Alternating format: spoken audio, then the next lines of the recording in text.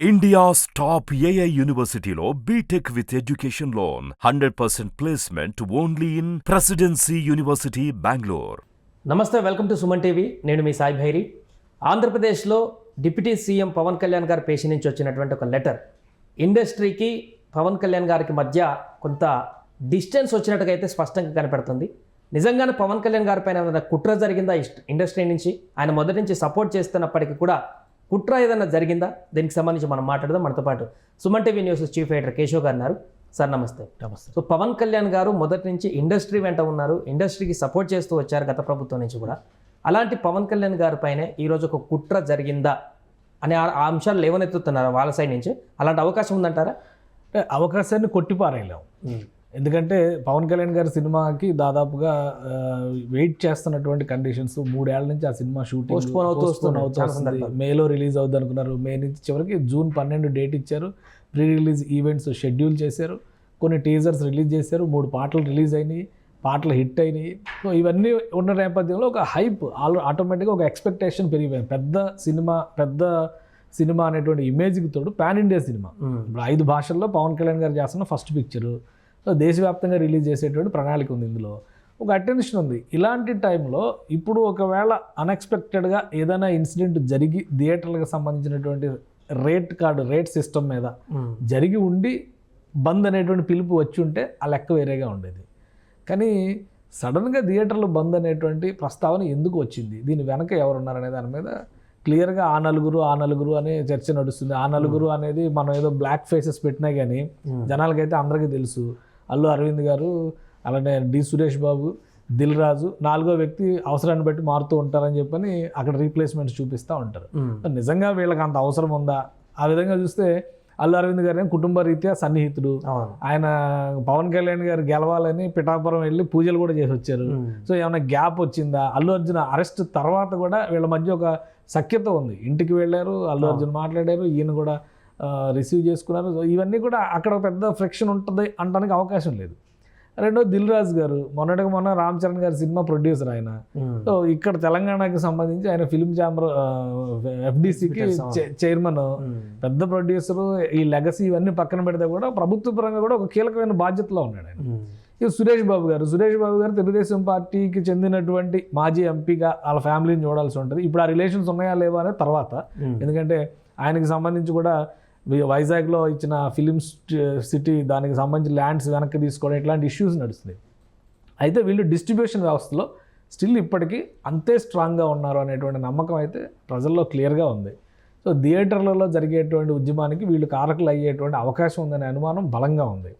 అన్నిటికీ మించి నేరుగా సినిమాటోగ్రఫీ మినిస్టర్ ఈ కామెంట్ చేయడం, కుట్ర జరిగింది పవన్ కళ్యాణ్ గారి సినిమా పైన, కాబట్టి ఖచ్చితంగా నమ్మాల్సినటువంటి అవసరం కనిపిస్తుంది. ఏ ఆధారాలు లేకుండా ఒక మంత్రి, ప్రభుత్వంలో ఉన్నటువంటి వ్యక్తి ఆయన మాట్లాడతారని మనం అనుకోవడానికి అవకాశం లేదుగా.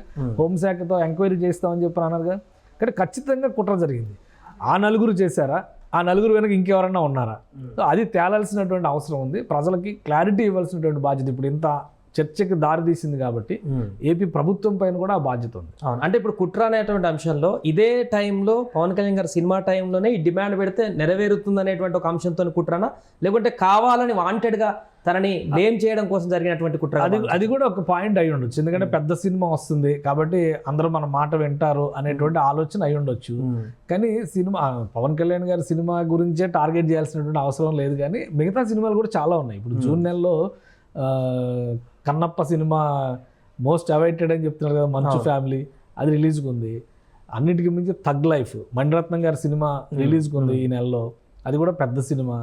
బాలీవుడ్లో పెద్ద సినిమాలు ఉన్నాయి. ఆమీర్ ఖాన్ సితారే జమీన్ పర్ సినిమా రిలీజ్ అవుతుంది. మా కాజల్ నటించిన సినిమా మా అని చెప్పని ఆ సినిమా రిలీజ్ అవుతుంది. అంటే పెద్ద ఫిలిమ్స్ చాలా ఉన్నాయి. సో హిందీ సినిమాల ఎఫెక్ట్ తెలుగు మీద అంత ఉండకపోవచ్చు అనుకోవచ్చేమో, కానీ బట్ ఆ సినిమాలు పెద్దవి కాబట్టి ఆటోమేటిక్గా క్రౌడ్ పుల్లర్స్. థియేటర్స్లో సినిమాలు లేకే కదా వీళ్ళు మాకు ఎగ్జిబిషన్కి డబ్బులు లేవని చెప్పని థియేటర్ మెయింటెనెన్స్ ఖర్చులు కూడా రావట్లేదని ఆవేదన వ్యక్తం చేస్తున్నారు. అలాంటప్పుడు ఈ డిమాండ్లు పెడితే థియేటర్లు మూసుకొని కూర్చుంటే వస్తాయా? అది కూడా పరిష్కారం అనేది సామరస్యపూర్వకంగా జరగాలి. ఇక్కడ కాన్స్పిరసీ అనడానికి ప్రధానమైనటువంటి అంశం ఏంటంటే, ఈ సందర్భంలో పవన్ కళ్యాణ్ గారిని టార్గెట్ చేశారు అని మనం అనుకోవద్దు కాసేపు. కానీ ఈ సందర్భంలో డిస్కషన్ ఎలా రైజ్ అయింది అనేది ఇప్పుడు ప్రభుత్వ పరంగా కానీ లేదా అసలు థియేటర్లో సినిమాలే లేనటువంటి పరిస్థితుల్లో ఒక చర్చో సంప్రదింపులో రిప్రజెంటేషన్ ఇవ్వడమో, వినతి పత్రం ఇవ్వడమో, లేదా మేము ఇలా అనుకుంటున్నాం, దీన్ని ముయ్యాలనుకుంటున్నాం అని చెప్పి ఫస్ట్ ఫిలిం ఛాంబర్కి ఇన్ఫర్మేషన్ ఇవ్వడము. ఫిలిం ఛాంబర్ ఒకటి ఉంది కదా, ఆంధ్రప్రదేశ్ ఫిలిం ఛాంబర్ కాదు, తెలంగాణ ఫిలిం ఛాంబర్ కాదు కదా, తెలుగు ఫిలిం ఛాంబర్ అని పేరు మార్చుకున్నారు కదా, మొత్తం 2 రాష్ట్రాలకి ఒకటే అని చెప్తున్నారు కదా. సో అప్పుడు వీళ్ళు ఎందుకని ఫిలిం ఛాంబర్ దృష్టికి ఈ విషయాన్ని తీసుకెళ్ళా, సినిమా పెద్దల దృష్టికి ఎందుకు తీసుకెళ్ళా, ప్రొడ్యూసర్స్కి చెప్పాలనుకుంటే ప్రొడ్యూసర్స్ కౌన్సిల్ ఒకటి ఉంది కదా, వాళ్ళకైనా రిప్రజెంటేషన్, ఎవరికి రిప్రజెంటేషన్ ఇచ్చారు? అది ఇక్కడ సమస్య.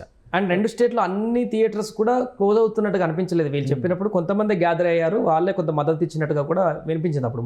అంటే ఒక విషయం మీరు ఒకటి గమనిస్తే 3 రోజుల క్రితం అంబికా కృష్ణ గారు ఒక స్టేట్మెంట్ ఇచ్చారు. పెద్ద హీరోలను బ్లేమ్ చేశారు ఆయన. పెద్ద హీరోలు 3 సంవత్సరాలకు ఒక సినిమా తీయడం వల్లనే సింగిల్ థియేటర్లు దెబ్బతింటాయి. వాస్తవం అది. ఒకప్పుడు సూపర్ స్టార్ కృష్ణ గారు లాంటి వాళ్ళు కూడా సంవత్సరానికి 10 సినిమాలు రిలీజ్ చేసినాయి. ఎన్టీ రామారావు గారు కూడా 10 సినిమాలు చేసినాయి ఉన్నాయి. వీళ్ళు 3 సంవత్సరాలకు ఒక సినిమా తీస్తే వీళ్ళ కోసం ఈ జనాలు కళ్ళు కాయలు కాసేలా ఎదురు చూసి, ప్రొడ్యూసర్స్ ఏమో 3 సంవత్సరాలు ఆరిపోయి చివరిగా ఆ దోపిడీ అంతా ఎక్కడ జరుగుతుంది? ప్రజల మీద జరుగుతుంది కదా, థియేటర్ల రూపంలో కానీ. అందుకనే పవన్ కళ్యాణ్ గారు ఆఫీస్ నుంచి రాసినటువంటి లెటర్లో చాలా క్లియర్ రాశారు. ఒక సినిమా ఇండస్ట్రీకి సంబంధించిన సమస్యలు రాయాలి, ప్రేక్షకుల సమస్యలను కూడా హైలైట్ చేశారు. అది చాలా ముఖ్యమైనటువంటి అంశం. ఇదివరకు సినిమా చూడాలని చెప్పారు అనుకుంటే పొరుగురు నుంచి డబ్బాల్లో అన్నం కట్టుకొని వచ్చి పొద్దున ఒక సినిమా చూసి, మధ్యాహ్నం ఒక సినిమా చూసి ఊరు వెళ్ళేటువంటి పరిస్థితి ఉండేది. ఈరోజు నువ్వు సినిమా థియేటర్లోకి మంచినీళ్ళ బాటిల్ కూడా తీసుకెళ్ళినట్లేగా. ఎంత కిరాతకమైనటువంటి చర్య. మనం ఎక్కడికి వెళ్తున్నాం? మంచినీళ్ళు అనేది నిత్యావసరం. హార్ట్ పేషెంట్లు ఉంటారు, షుగర్ పేషెంట్లు ఉంటారు, థియేటర్లో ట్యాబ్లెట్లు వేసుకోవాలన్నా ఏదైనా కానీ అంటే బాటిల్ కొనుక్కోవాలి. ప్రతి చోట వీళ్ళు వ్యాపారమయం చేసేటువంటి ప్రయత్నం జరుగుతుంది. దీనివల్ల నాశనం అవుతుంది ముందు అసలు సినిమా ఇండస్ట్రీ. దాన్ని ఎవరు పట్టించుకోరు. సింగిల్ థియేటర్లో నాశనం అవుతున్నాయి అంటే సింగిల్ థియేటర్లో ఊళ్ళల్లో ఉండే వాటికి పాత సినిమాలు బోల్డని వేసేవాళ్ళు ఇదివరకు. ఇప్పుడు అది ఎంతవరకు అవకాశం ఇస్తుంది ఇండస్ట్రీ నుంచి? సో ఇవన్నీ కూడా ఒక డిఫరెంట్ చర్చలు. కాబట్టి ఈ సమస్యలు ఉన్నాయి, మా సమస్యల్ని మేము మీ ముందర పెడుతున్నాం అని ఎవరితో మాట్లాడారు? అది ఇక్కడ డౌట్. ఏకపక్షంగా జూన్ 1వ తేదీ నుంచి మేము బంద్ అనేటువంటి ప్రకటన చేశారు. మీరు ఇంకోటి గమనిస్తే జూన్ ఫస్ట్ హాఫ్లో రిలీజ్ అవుతున్న అతిపెద్ద సినిమా హరిహర వీరమల్లు మాత్రమే. మిగతా నేను ఇందాక చెప్పిన సినిమాలన్నీ కూడా 20 తర్వాత రిలీజ్ అవుతున్నాయి. 27వ తారీఖున ఒక్క రోజునే 4 సినిమాలు షెడ్యూల్ అయి ఉన్నాయి. కన్నప్ప కూడా అప్పుడే రిలీజ్ అవుద్దని చెప్పారు. అంటే ఈ ఇష్యూ అంతా ఫస్ట్ ఎఫెక్ట్ ఎవరికి తగులుతుంది? హరిహర వీరమల్లు సినిమాకే కదా, పవన్ కళ్యాణ్ గారి సినిమాకే తగులుతుంది కదా. కాబట్టి వాళ్ళ అనుమానాలు వాళ్ళకు ఉన్నాయి. వెనక ఎవరన్నా ఉండి చేయిస్తున్నారా? ఇప్పుడు కొన్ని విషయాలు వస్తున్నాయి. ద్వారంపూడి చంద్రశేఖర్ రెడ్డి గారి పేరు వస్తుంది. కాకినాడలో ఆయన వ్యాపార సామ్రాజ్యాన్ని పవన్ కళ్యాణ్ గారు మొత్తం కూలదోసేశారని. సో వాళ్ళు ఏమన్నా ఇన్ఫ్లుయెన్స్ చేశారేమో. ఇండస్ట్రీతో సంబంధాలు ఉన్నాయి. గతంలో ప్రొడ్యూసర్స్గా, డిస్ట్రిబ్యూటర్స్గా చేసిన వాళ్ళు చాలామంది ఉన్నారు. రాజకీయాల్లో ఉన్న వాళ్ళు చాలామంది ఉన్నారు. సినిమా ఇండస్ట్రీ ఏకపక్షంగా ఒక పార్టీతో, ఒక కూటమితో లేదు కదా. సో ఎవరైనా చేసి ఉండొచ్చు అనేటువంటి అనుమానం చాలా బలంగా ఉంది. ఒకవేళ ఒక బంద్ అనేది జరిగితే కూడా మొదటి 10 రోజులే కదా ఎఫెక్ట్ ఉండేది. ఆ 10 రోజుల కన్ఫ్యూజన్ ఎవరికి ఉంటుంది? హరిహర వీరమల్లు సినిమాకే ఉంటుంది. అందుకనే బహుశా కందులు దుర్గేష్ గారు దీని వెనక ఒక కాన్స్పిరసీ ఉంది అనేటువంటి అనుమానం వ్యక్తం చేశారు. ఇన్వెస్టిగేషన్ చేయాల్సినటువంటి అవసరం ఖచ్చితంగా ఉంది. పవన్ కళ్యాణ్ గారు రిటర్న్ గిఫ్ట్ అని ప్రస్తావించారు. ఆయన పవన్ కళ్యాణ్ గారి మాటలు కావవి, పవన్ కళ్యాణ్ గారి కార్యాలయం రిలీజ్ చేసినటువంటి మాటలు. అంటే పవన్ కళ్యాణ్ గారి మనసులో ఉన్నటువంటి మాటలు అనుకోవడానికి కూడా అవకాశం ఉంది. అందులో చాలా పాయింట్స్ టచ్ చేశారు. ఇండస్ట్రీ అసలు ఎందుకు కన్సాలిడేట్ అవట్లా, ఇండస్ట్రీలో ఎవరికి వారే యమునా తీరానేలాగా ఉంటే ఇండస్ట్రీకి ఉపయోగం లేదు కదా. మీరు అందరూ కలిసి రండి, మీ ప్రపోజల్ చెప్పండి, ప్రభుత్వం మీకు సహకరిస్తుందని చెప్పారు. మీరు వెళ్ళడానికి సంవత్సరం పట్టింది. ఇండస్ట్రీలో ఐక్యత లేదా అనడానికి అది పక్కన పెడదాం. ఐక్యత లేదనేది వేరే అంశం. కానీ ఇండస్ట్రీలో అసోసియేషన్స్ ఉన్నాయి కదా. ఒక ఆర్గనైజేషన్గా పనిచేసేటువంటి క్రమంలో మెజారిటీ ఒపీనియన్ బట్టి వెళ్ళొచ్చు. సో ప్రభుత్వానికి ప్రతిపాదన ఇవ్వడంలో ఎక్కడ సమస్య వచ్చింది? ఈ ప్రభుత్వంతో కూడా కలిసి మెలిసి వెళ్ళడానికి వీళ్ళకి ఇష్టం లేదా, అయిష్టత ఉందా? సో ఇలాంటి సందేహాలు చాలా వచ్చినాయి. అందుకని ఒక్కసారి ఆయన రాసినటువంటి ఆ కార్యాలయం రిలీజ్ చేసినటువంటి లెటరు, రెండోది అసలు ఈ బంద్ అనేటువంటి ప్రకటన ఎవరు చేశారు, ఎందుకు చేశారు, ఎవరి కన్సర్న్తో చేశారు, అసలు బంద్ చేయాలనుకుంటున్నాం అనేటువంటి ప్రతిపాదన ఎవరి ముందర పెట్టారు, కనీసం మినిమం రిప్రజెంటేషన్ ఎవరికి చేశారు, ఇవన్నీ కూడా అనుమానాలు ఉన్నాయి. వీటన్నిటిపైన ఒక క్లారిటీ రావాల్సినటువంటి అవసరం ఉంది. అందుకనే పవన్ కళ్యాణ్ గారి ఆఫీస్ కూడా చాలా సీరియస్గా రియాక్ట్ అయింది. పవన్ కళ్యాణ్ గారితో పెట్టుకుంటే ఇండస్ట్రీకి చాలా దెబ్బలు తగలడం అనేది మొన్న చూసాం మనం. పాతాళానికి దొక్కేస్తానని చెప్పారు కదా. సో పాతాళానికి దొక్కేటువంటి పరిస్థితులు చాలా వస్తాయి. ఇవన్నీ కూడా ఇండస్ట్రీ వైపు నుంచి చూస్తే ఆయన పదే చెప్తుంది ఏంటంటే, నేను ఇండస్ట్రీ బాగుపడాలని కోరుకుంటున్న వ్యక్తిని అని చెప్తున్నాడు ఆయన. ఆయన కూడా ఉపయోగించుకోలేకపోతే అది ఇండస్ట్రీకి శాపం. ఉపయోగించుకోకపోగా ఇలాంటి కుయుక్తులు, కుట్రలు, ప్రతిదాడులు లేదంటే ప్రతి వ్యూహాలు పన్నుతా పోతే కనుక ఇండస్ట్రీ నష్టపోద్ది, ఇండస్ట్రీ నాశనం అయింది.